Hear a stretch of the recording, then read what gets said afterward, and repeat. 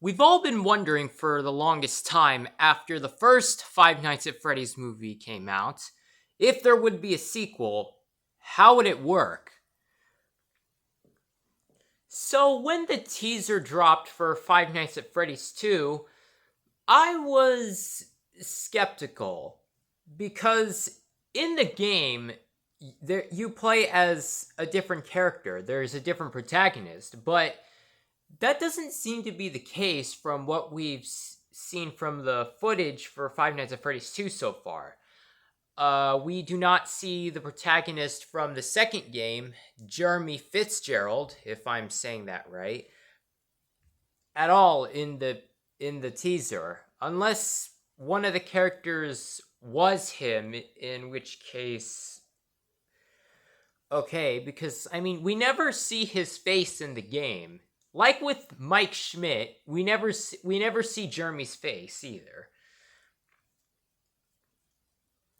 So then, before the teaser dropped, a lot of us were wondering, will Mike return as the protagonist, or will Jeremy fill in his shoes? How would a sequel work, since Five Nights at Freddy's pretty much ended on a good note?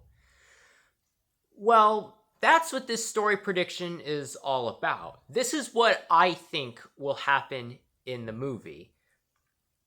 So, yeah, this one was a lot trickier though than the past story prediction videos that I've done, because the story prediction videos I've done so far have been for PG movies, or I at least the Super Mario Brothers movie sequel and the Angry Birds movie 3 will be rated PG. I'm not sure yet. The ratings for those movies haven't been announced yet or haven't been shown off, but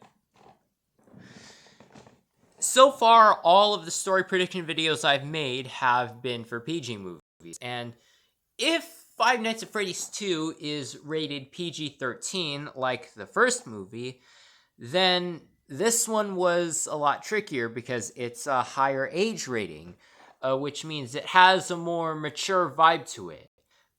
And granted, this is the story prediction video I'm working for, Bendy and the Ink Machine, is a lot harder than this, because Bendy and the Ink Machine has tons of lore hidden in the game.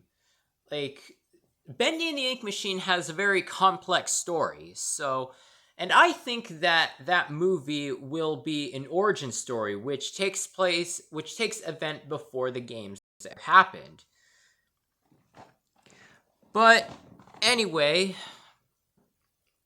let's go ahead and get started with the story prediction I have for Five Nights at Freddy's 2. Okay, we see a security guard walking down a dark hallway in what looks to be a different restaurant. The lights are flickering around him and he's incredibly nervous. He shines his flashlight in various spots whenever he hears something, but then his flashlight runs out of power.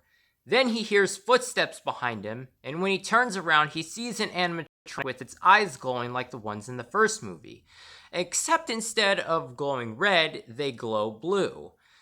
The guard runs away instantly until he comes across a stuck door. He keeps pushing and pushing as the animatronic gets closer. Eventually, he gets the door open right as the animatronic is about to touch him. Once he's out, he runs far from the restaurant without looking back. The opening credits are then shown as the title of the movie plays. Now, right away, there are some subtle references I've made to the game here, such as the lights actually working in the second game instead of just, not working or have limited power like in the first game. And then the flashlight is a nod to the game as well, where you have to shine your light in various rooms while looking at the cameras or down the hallway. And then, of course, your flashlight can run out of power.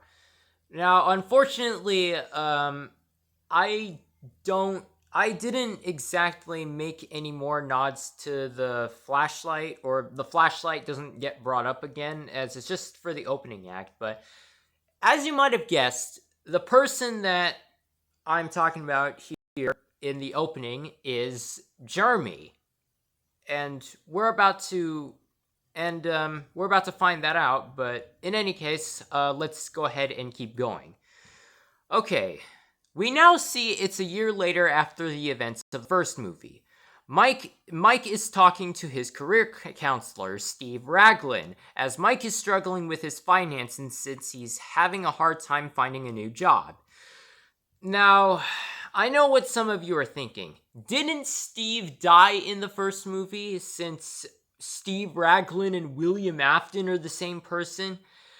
Okay, yeah, here's the thing. I don't buy into the whole theory that Steve and William are the same person, since there's no hints about that being dropped. They don't bring it up. Like, Mike doesn't call out that this man is Steve, and that Vanessa, says that this person is her. Well, I mean, she does say that the person behind the yellow rabbit suit is William, but Mike never calls out that William looks like Steve or something like that. So, hate me all you want with this, but I do not believe that Steve and William are the same person.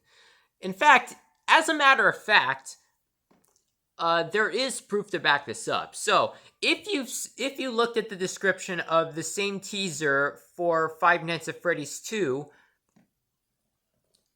on the Blumhouse YouTube channel, you'll see that the cast from the previous movie are reprising their roles in this one, and among the list of names is Matthew Lillard, who played Steve Raglan and William Afton. Now, William Afton died in the first movie, so how can he return? So, if Steve and William were the same person, how can he return? Simple. He returns as Steve Raglan. Simple as that. Okay? Go ahead and check it out for yourself. I'm not lying here. That's what the description says. Unless, of course, Blumhouse made an error there and they weren't supposed to put down Matthew's name, but okay, let's go ahead and keep going. Steve tells Mike that he can't find any more jobs for him to do given his track record, on top of destroying the last place he worked at. Mike tries telling Steve on why that happened, but we can see on Steve's face that he's not buying it. Without any more options, Mike has to accept that he and his sister will be homeless. At sunset, he drives home to tell Abby the bad news. Once he's home, he sees Abby watching a commercial about a new restaurant that is planning to open soon with new characters based on the ones from the restaurant in the first movie. Mike is getting ready to tell her the news when suddenly the phone rings. The person on the other end is none other than Steve Raglan, who tells him about a security guard named Jeremy Fitzgerald, who recently reported strange activity at a new restaurant that's going to open in 3 days. Steve wants Mike to investigate the place tomorrow morning and make sure everything is in order. The payment is only $15 and it's a one-time job, but at this point Mike is desperate. He accepts the job without hesitation. Okay, so about this part, Richard brought up the fact that the payment should be higher than $15. Like, he said it should be $50 to make it worth Mike's trouble. But the context of the scene here is that Mike is broke, right? He doesn't have any money. So he has to try and get and obtain any money he can. Like, he has to try and work for as much money as possible. So, and since this investigation job is a one-time deal, he'll get paid the $15 at the end. So, yeah. Mike hangs up the phone and tells Abby that he has to leave and go do a job in the morning and that she'll be by herself. Abby understands the situation and assures Mike everything will be fine. Given that, Mike can't find someone to watch Abby, and they've both formed a sort of trust bond with each other. So, yes. During the night, Abby wakes up and hears strange knocking. Abby ignores the noise and goes back to sleep, only for the knocking to start again, only louder. Abby walks around the house to find out where the knocking is coming from until she walks up to the front door and opens it. It's Golden Freddy. He's back somehow. Then the spirit of Abby's dead brother Garrett comes out of the animatronic and tells Abby that their Fryans need help. Meanwhile, the animatronics at the new restaurant suddenly start looking around as their eyes turn blue. Okay, so a lot of you are thinking about this part. Why is Garrett inside of Golden Freddy? Didn't one of the ghost kids from the previous movie control Golden Freddy? Well, here's what I think. So the kids that died possessed the animatronics in the first movie, that being Freddy, Bonnie, Chica, Cupcake, and Foxy. And Golden Freddy is the sixth animatronic, which I believe is being controlled by Garrett, which makes sense considering, he communicated. It would make sense as to why he was able to communicate with Mike in his dream, like the ghost kid did.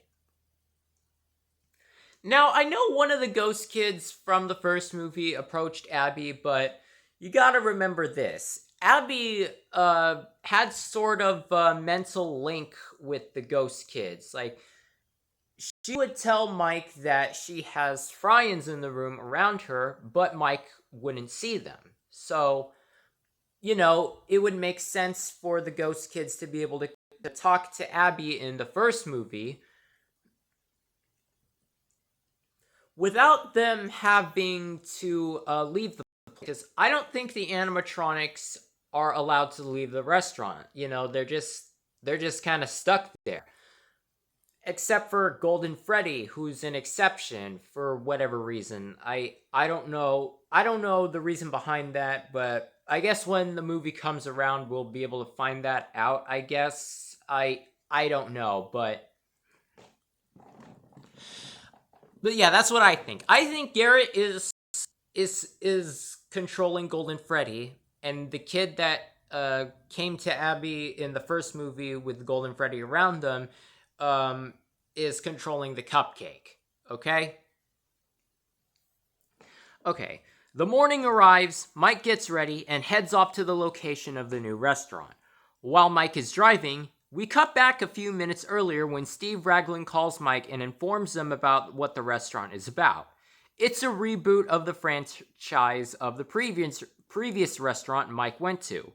Then Mike remembers the commercial Abby saw last night. He also tells them 2 other people will be there to check it out with him, as it's currently not safe to take the place by himself.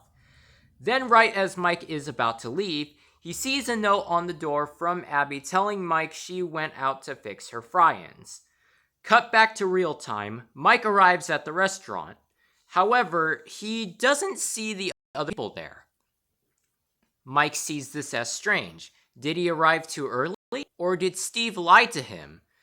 Mike decides to enter the place by himself anyway, even though he was told it's not safe to go in by himself.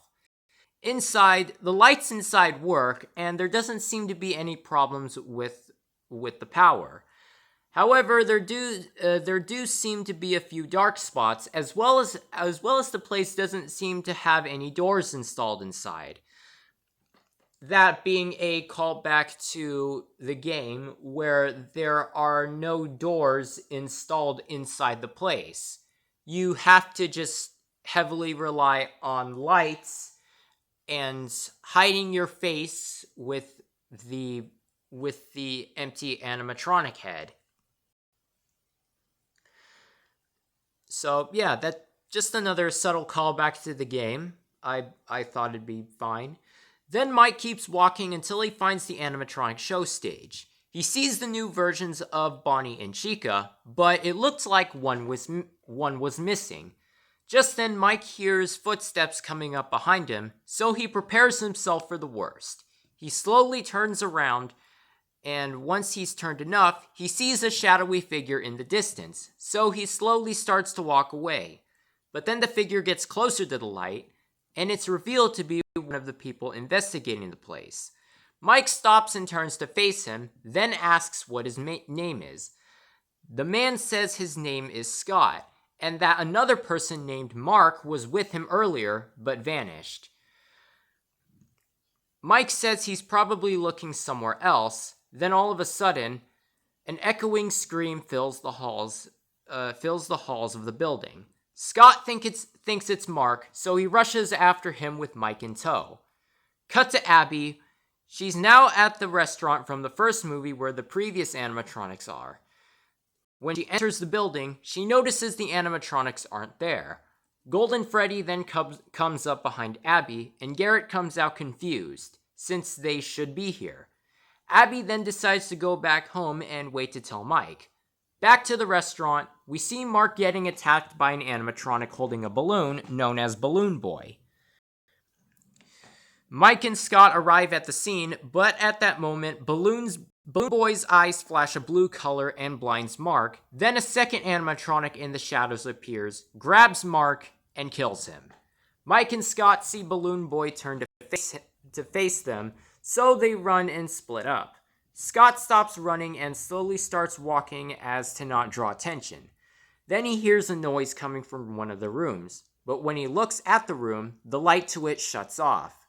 Nervous, Scott slowly walks toward the room until he's in front of the window, scared of walking in front of the door frame. Then another animatronic appears in the shadows with glowing blue eyes. The animatronic then grabs Scott and drags him through the window and kills him. Mike is at the show stage and notices all the animatronics are missing now, but then Scott's death scream reaches out to Mike. Mike attempts to leave, but not before he sees another animatronic in the shadows with glowing blue eyes. The animatronic starts walking toward him, so Mike starts running toward the exit, but as he's running, he hears voices saying, "Join us, join us, join us." The voices start to get louder and louder, but once Mike reaches the exit and leaves the building, the voices suddenly stop. Mike looks around and notices it's now nighttime, and his car isn't around for some reason, so he starts to walk home. While walking back, he starts thinking stuff like, why are these animatronics killing people? Is history repeating itself? Aren't the ghost kids back at the other restaurant? Then the sun rises once Mike reaches the house. Mike enters his house, tired from last night. Abby is there and greets Mike, asking where he's been. Mike claims that he was at the building with 2 other people, but those people had died. Mike asks about the note Abby left behind yesterday, and Abby replies by saying that one of her friends asked her to fix the others since they weren't moving anymore. But when she got there, she couldn't find any trace of the animatronics, so she left. This puzzles Mike further, but while he's thinking, the phone rings, so Mike answers it, thinking it's Steve Raglan again. However, it's the cops, claiming that they have a warrant for Mike's arrest for the murders of Scott and Mark since he was the only other person investigating the building yesterday. Mike hangs up the phone, but the phone rings again.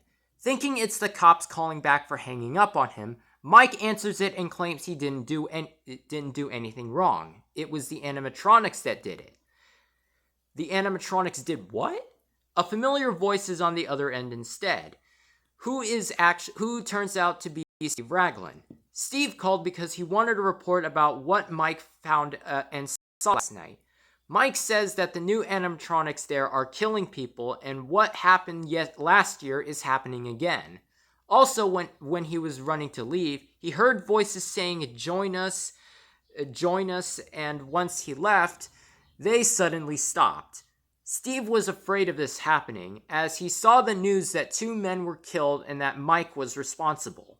Fortunately for Mike, Steve believes his story, however, convincing the authorities won't be the same way. Because the new animatronics were designed to be kid-friendly and safe to be around, as well as public belief, Mike is screwed and will likely be executed the day before the place opens. Mike sits there and thinks for a moment, then proposes an idea to Steve. If this Jeremy Fitzgerald person saw the animatronics trying to kill him too, he could tell the police his account and he'll go free. Steve tells Mike it wouldn't work, since currently the police will do anything to make sure their culprits are imprisoned for life and executed. If Jeremy were to testify, either it get passed as seeing hallucinations or, seeing things, or as a way that he and Mike are working together, which would get them both killed. Mike then proposes another idea. If him, Jeremy, and the police go and prove that the animatronics are responsible for the murders, then they'll have no choice but to let them go. Then the phone hangs up. Abby walks up to Mike and asks what's happening. Mike tells Abby that he may die soon after what happened last night. He adds that he didn't do anything wrong, but public opinion says otherwise. Abby assures Mike that she'll stick with him to the very end, and to prove that, she'll be coming along with him for the investigation. Mike tells her it's dangerous, but Abby is prepared as she knows what happened last year. A bit of character growth there. Learning from past mistakes. I thought it would be, I thought this is the best I could come up with for a character arc for Abby, actually learning from her mistakes and willing to do anything for her brother. Anyway, the phone rings again with Steve Raglan on the other end. He was able to convince the authorities to give the idea a try and that they'll do it at night. However, they say Mike has to stay outside under surveillance to make sure he doesn't sabotage the investigation. Nighttime arrives, and we see the animatronics start moving around inside. Mike and Abby arrive at the place, but per the deal, Mike has to stay outside. Jeremy is there as we see that he was the person we saw at the beginning, along with several officers ready to enter the building. And like I said, the person at the beginning was Jeremy. I told you it'd come up again later in the story. Inside, the animatronics are gone except the new version of Freddy. The cops and Jeremy enter the building and start looking for evidence. In an instant, one of the officers goes missing.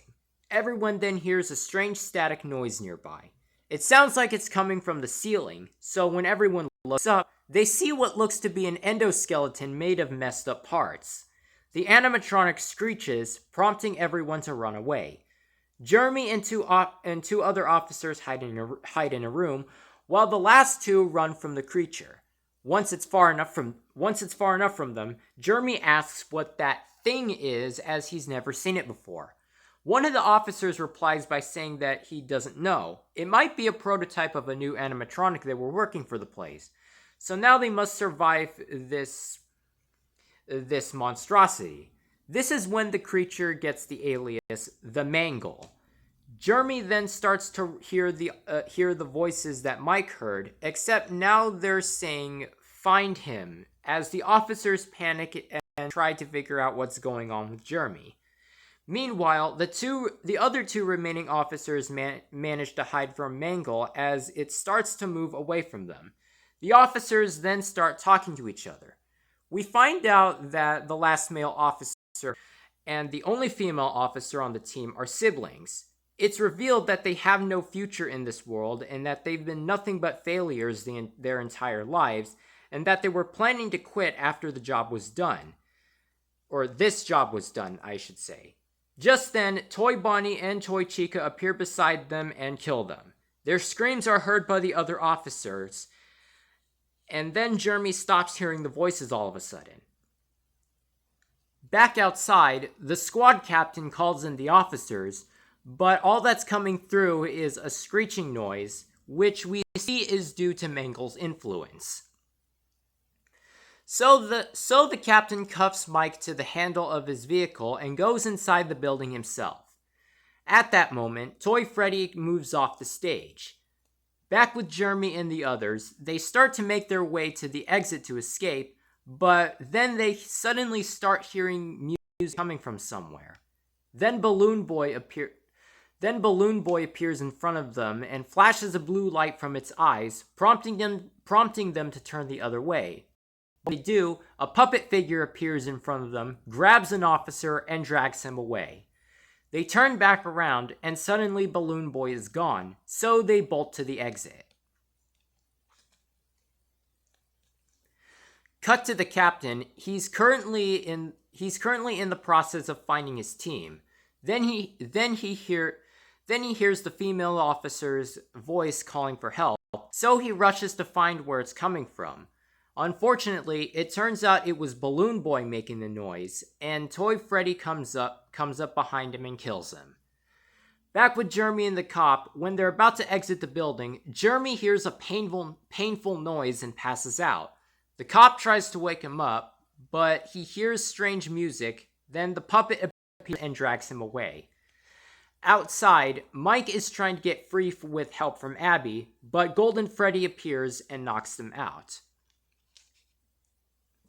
So right away, during the process, I wanted Mangle and the puppet to appear in the script, but the problem was, how do I incorporate them in the script? How do I incorporate them in the story prediction?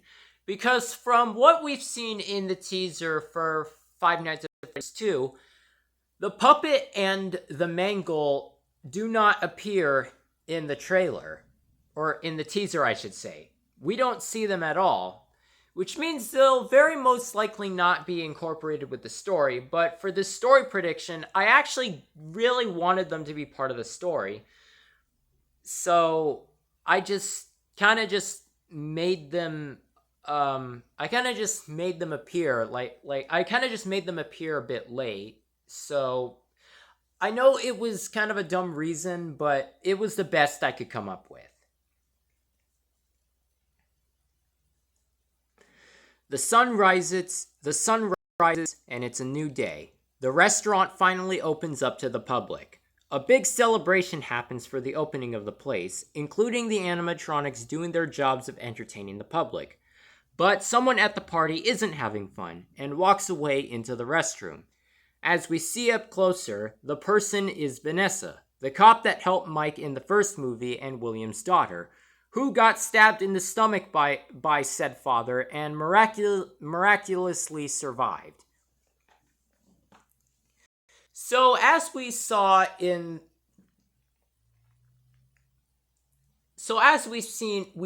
the teaser, Vanessa returns.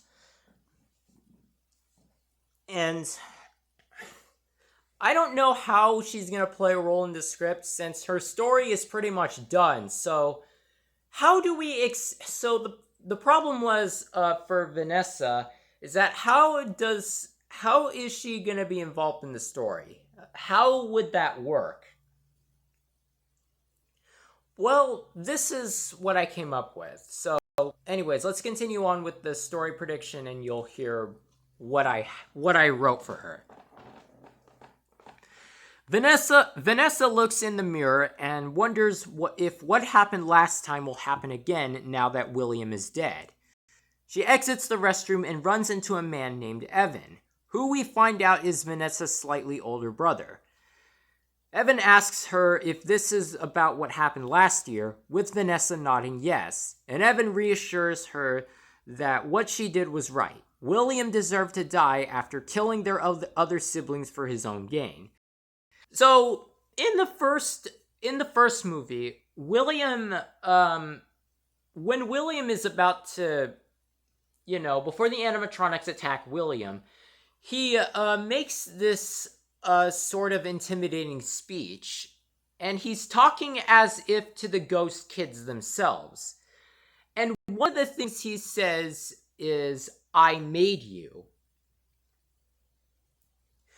And I believe that this is implying that the ghost kids were also William's kids and that he killed his own heirs. I guess mainly because he didn't want to pass. I'm guessing mainly because he didn't want anyone to copy his work. Like he didn't want his work getting passed on to someone else or something. I don't know, but if that's the case, why is Vanessa still alive? And why use his own kids for the experiments? This is kind of another question that I do not think would get answered. But I think that question could get answered in the third movie, if there will be a third movie, which I very doubt there will be, considering the first movie sucked, and that Five Nights at Freddy 2 will most likely suck as well. So anyway, let's keep going. And now that their father is dead, they have nothing to worry about anymore. So now they should take the time to enjoy the peace. And Evan says that they can start by partying with the other guests at the restaurant. The party keeps going until nighttime arrives, and everyone is completely exhausted. Everyone leaves the building, and we see Toy Freddy checking to make sure everyone left from his perspective. Another callback to the game where we see a POV of Freddy. We're seeing through Freddy's eyes. So another call to the second game, except instead of Toy Freddy, it's just Freddy.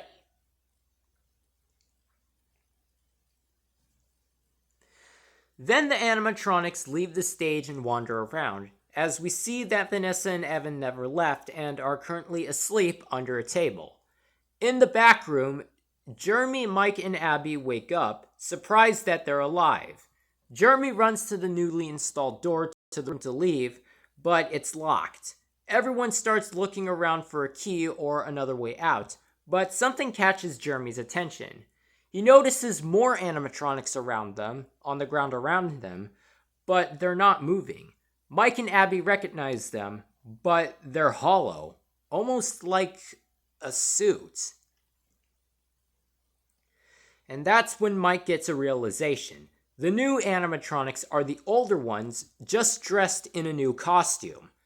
But he points out to the others that one of the animatronics doesn't fit into the picture, that being Mangle. Jeremy adds that there's also a puppet thing taking people away as well, and it doesn't look like it fits with the others as well. Abby finds a vent in the room and says they can use it to leave. So they get in and start crawling out. However, Toy Chica hears the noise in the vents and sends Toy Cupcake into the vent to stop them from leaving. I wanted to incorporate the Toy Cupcake, if I think that's what they're calling it. I don't know if the cupcake has an actual name in the game. I don't think it does. I think it's just called the Cupcake, but, just for the sake of this story prediction, I'm just gonna refer to it as Toy Cupcake, okay? Back with Vanessa and Evan, they wake up and discover everyone's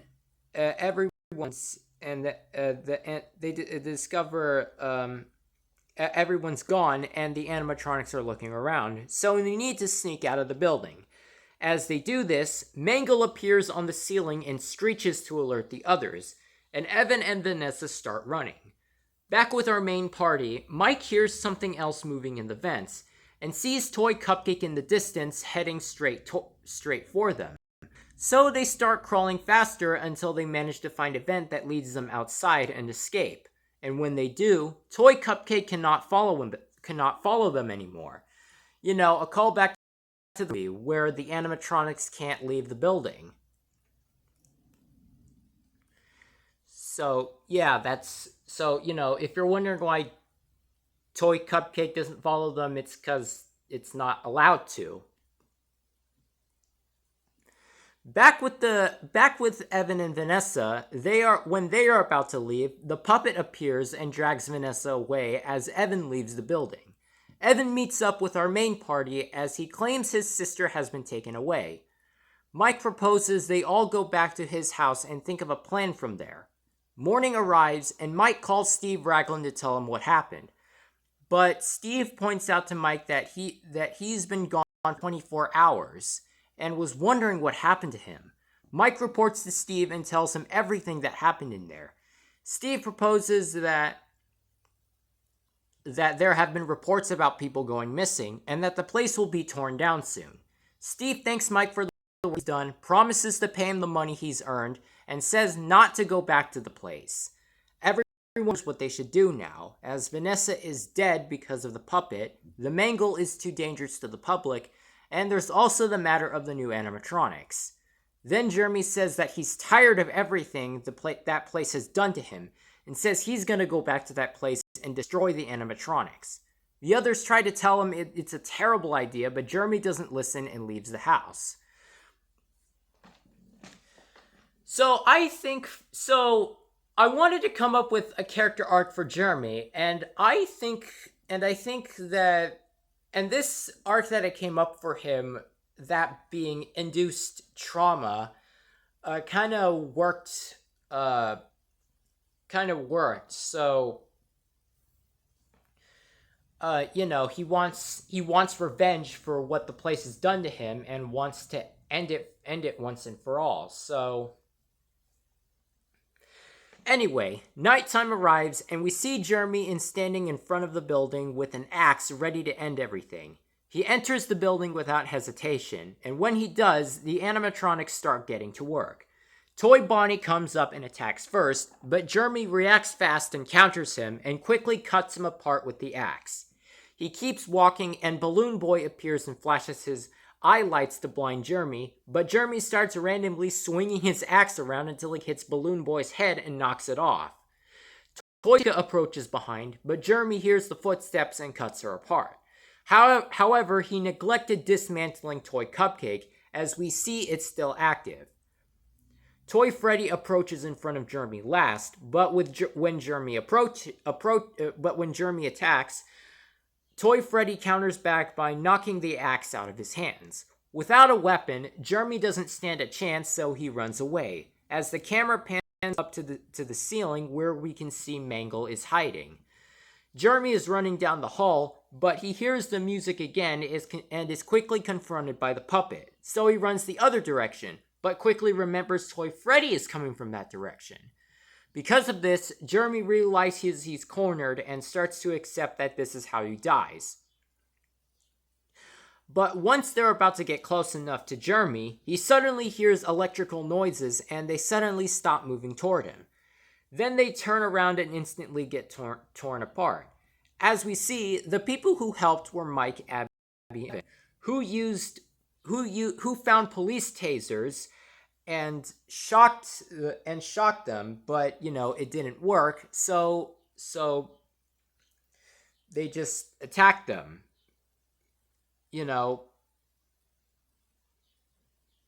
Okay, so they're here looking for Vanessa. Jeremy then gets an idea as to where the dead people are. Then they all run over to the prize counter, where we can see an open box, probably where the puppet was at. When they look inside, we see the cops and Vanessa dead inside. But then where are the others? Just then, Mangle appears at the door, so everyone quickly grabs any objects they can find and use them to bar the door. However, it's no use. Mangle breaks through, along with Golden Freddy appearing behind it. Just then, Garrett comes out of the animatronic and starts explaining to everyone what's happening.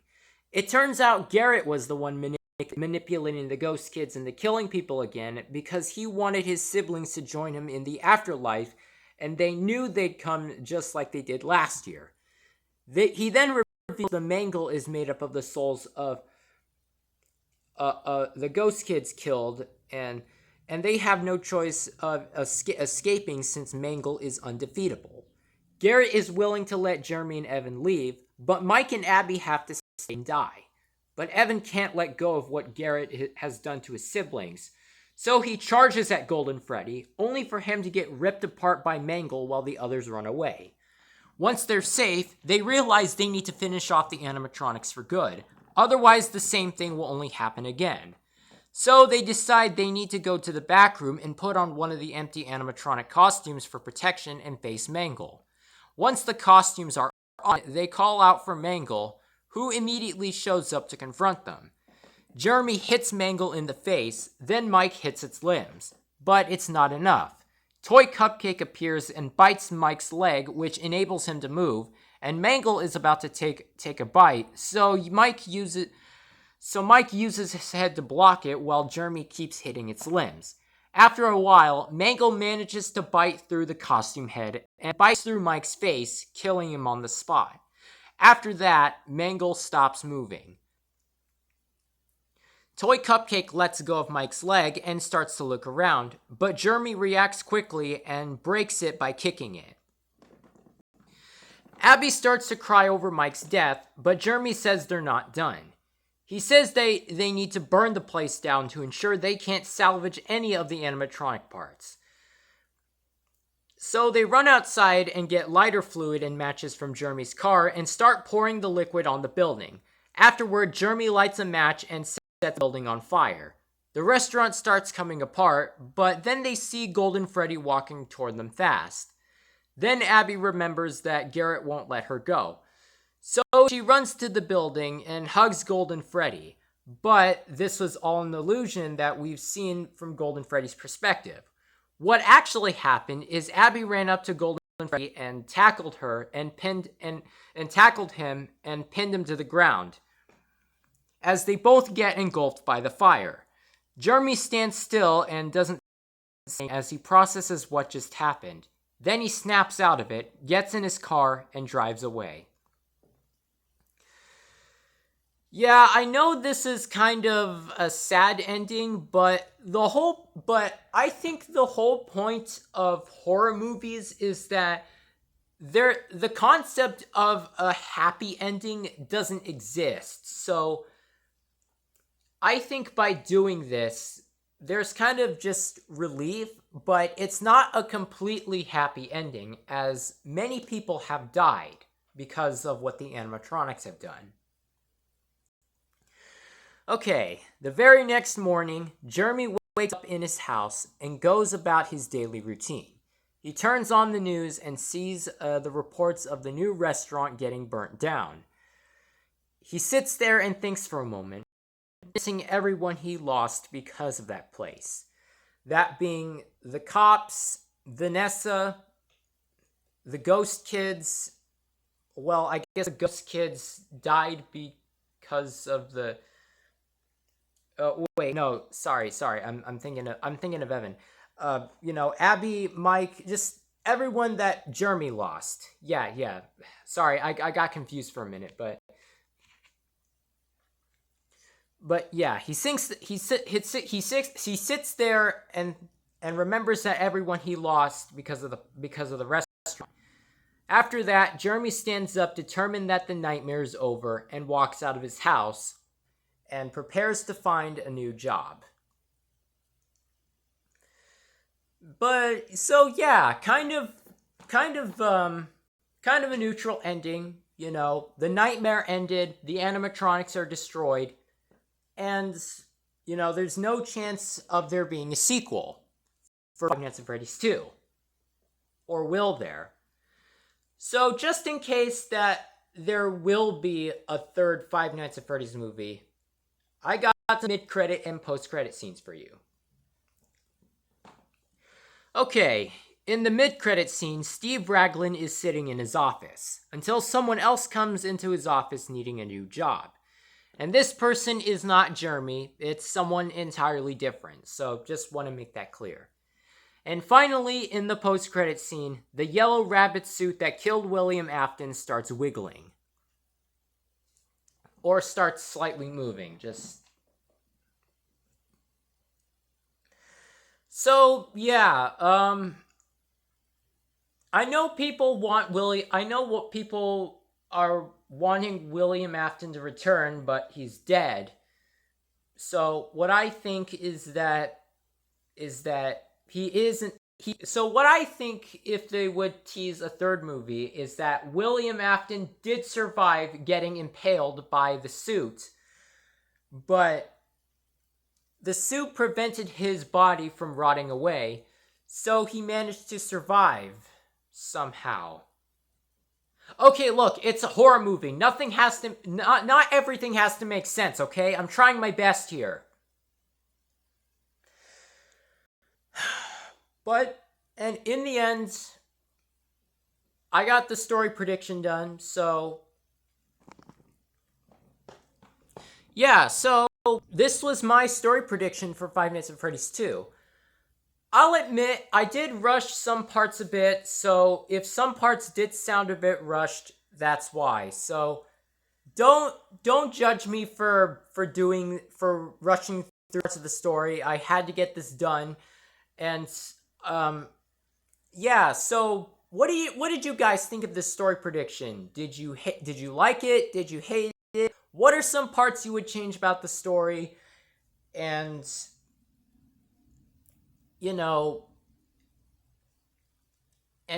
would you add anything? Is there anything you would add to the story? To the story that I have here? Or if you have something entirely different thought out, what do you think will happen in Five Nights at Freddy's 2? And do you think they will tease a third movie? Well, go ahead and put your thoughts in the comments below, because I'd really like to hear them. So yeah, throughout this, I think this would actually turn out to be a good story. I know this was a lot shorter than most of the story prediction videos I did, but it's a sequel, so it doesn't have to be all that impressive. So what do you guys think of this? Oh, sorry, I said that already. So if you liked this video, go ahead and like it. Share this video with others that you know and say that I made this story prediction. This is what I think will happen in Five Nights at Freddy's 2. And go ahead and subscribe if you'd like to see future story predictions, because I actually enjoy making these. It's a fun process to make, because it makes me wonder what will the story be for the movie. Of course, I only do story prediction videos for video game movies. Although I guess I don't have to do story prediction videos for just exclusively for video game movies. If you guys would like me to, I can also make story prediction videos for upcoming video games as well. I don't just have to limit myself to video game movies. I can also expand that to upcoming video games, or video games that have been announced. So, yeah, thank you all for watching this. Even if you just viewed the video, it's greatly appreciated. You watching the video actually keeps me going into making more stuff. So just watching it is enough, and if you like it, that's okay too. I mean, and of course, just subscribing also helps out. Just any form of viewership is greatly appreciated. Yeah.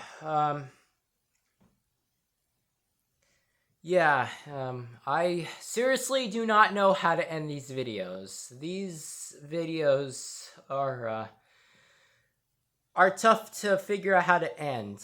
I still yet to figure out how to end these videos.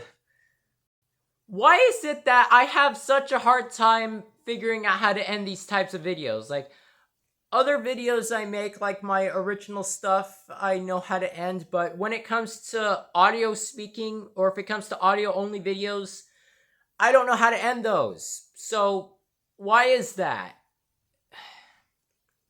Don't worry, I'll figure it out eventually. Yeah. Still, thanks for watching.